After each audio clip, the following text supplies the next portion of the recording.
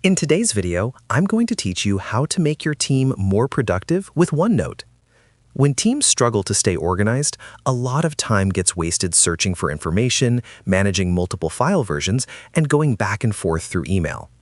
OneNote offers a powerful solution to these challenges by allowing you to share notebooks and collaborate in real time, creating a more efficient and connected workflow for everyone involved. One of the biggest advantages of sharing a OneNote notebook is that it creates a central place where your team can store and access information. Instead of scattered files and long email threads, everything is kept in one shared space. This not only reduces confusion, but also ensures that everyone is always looking at the most up-to-date content.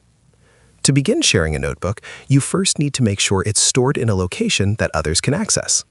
If your notebook is currently saved on your local computer, it won't be available for collaboration. With your notebook open, go to the File menu and check its current location. If needed, choose the option to move or share the notebook, then select a cloud service such as OneDrive.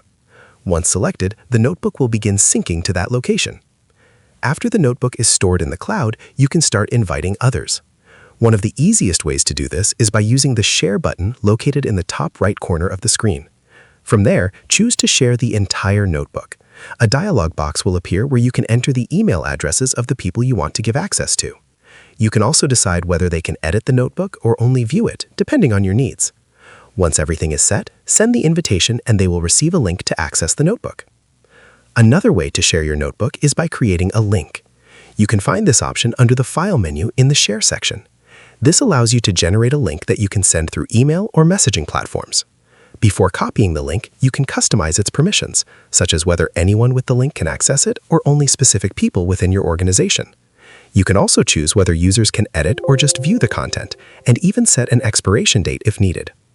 It's important to know that sharing a notebook gives access only to that specific notebook, not to other files in your storage. If you have sensitive information, you can move it to another notebook or apply password protection to certain sections. You can also monitor changes by using the History tab, which lets you review recent edits and stay in control of your content. If you found this video helpful, let me know in the comments. Give it a like, subscribe to the channel, and don't forget to hit the notification bell.